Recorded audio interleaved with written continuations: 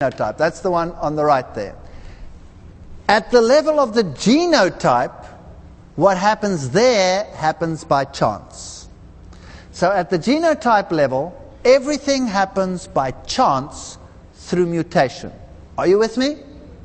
So everything happens there by chance, and at the phenotype level, what comes in? Natural selection.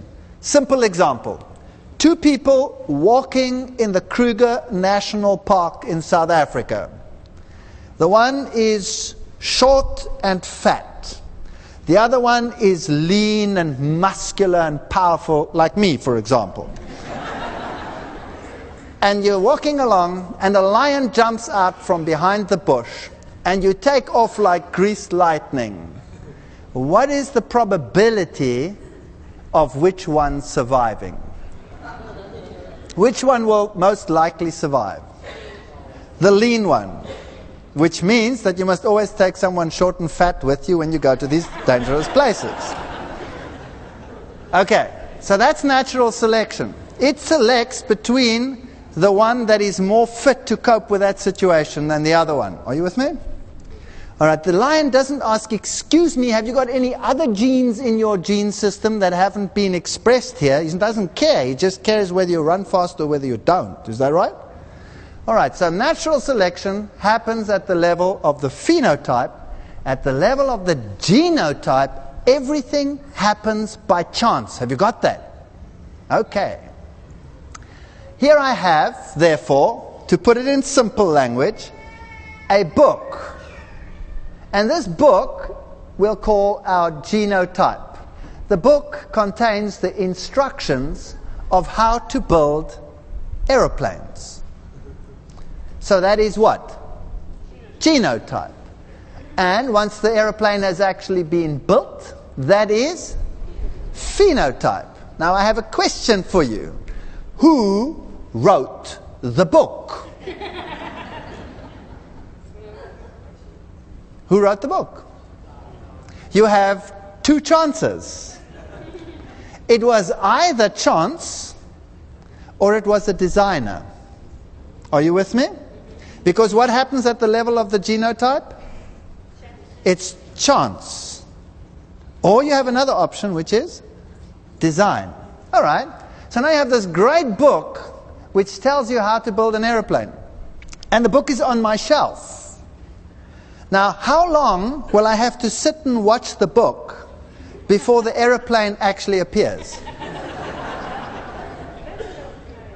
Well, how long would you reckon? Forever, right?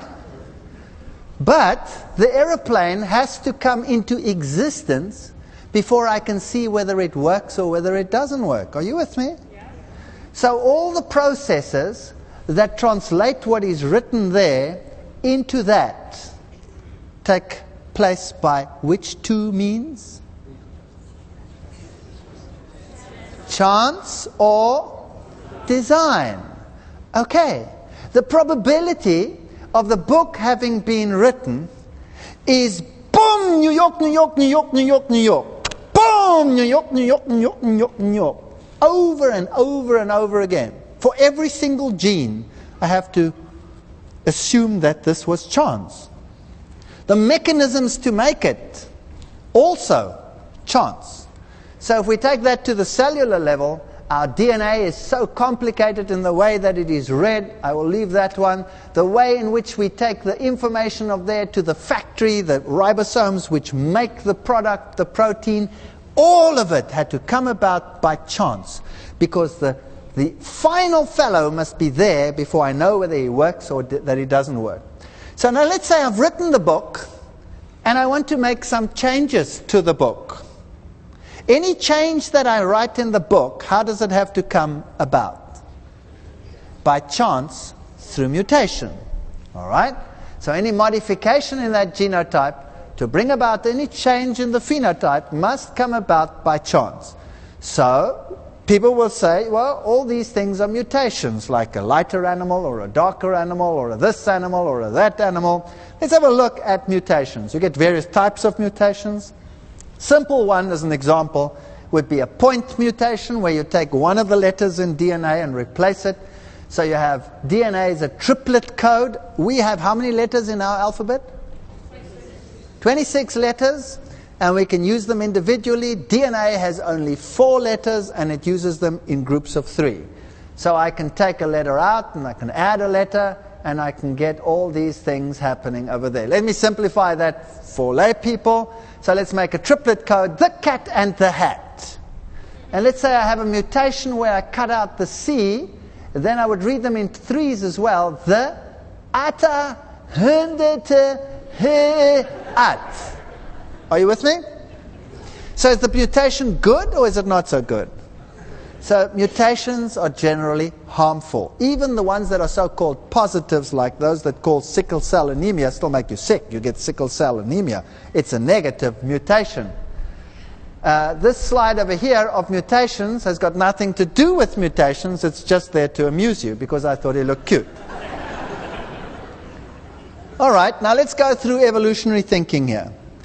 Evolution says, sometime in the midst of time, by boom, little house, boom, little house, boom, little house, the first molecules came into existence. Is that right? And then by boom, New York, they started forming the first little cells. Now the first little cell is there. This is now Haeckel's Gastraea theory. So there's your first little cell.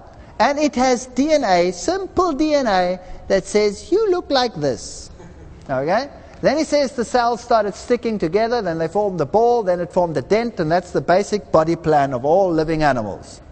But you know, it's not as simple as that.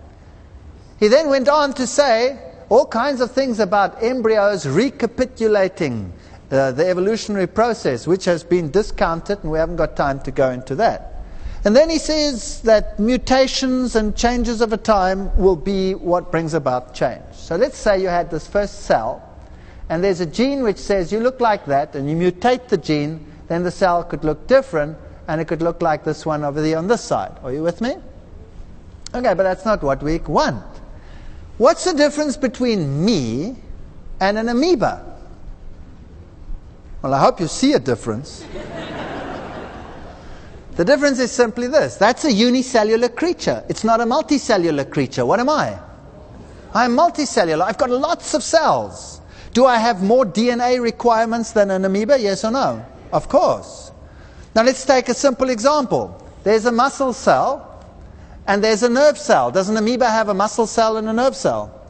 No, it's just a blob cell, right? Doesn't have a muscle cell, doesn't have a nerve cell. When I get more complicated and I start getting multicellular and I get specialization of cells, how do I get the cells in here to be nerve cells and the cells in here to be muscle cells? Well, you see, what happens is every single cell in my body has all the DNA it takes to be any other cell. Is that right? When I start off with the simple germ cell, the unification of the male and the female germ cell, that cell has all the genes for every cell. So the genes which say nerve cell are switched on in here, and they're switched off in here. Are you with me? Okay, let's think about that. So let's say there must be, if there's a muscle cell, there must be a whole host of them, but let's make it very simple. Let's say a gene which says, hello there, you're a muscle cell. Is that right? Are you with me? And there must be a gene which also says, hello there, you are a nerve cell. Did the amoeba, the first creature, have that gene? So I have a question for you. Where does this extra gene now that the original one didn't have and didn't need, where does it come from? You have two choices.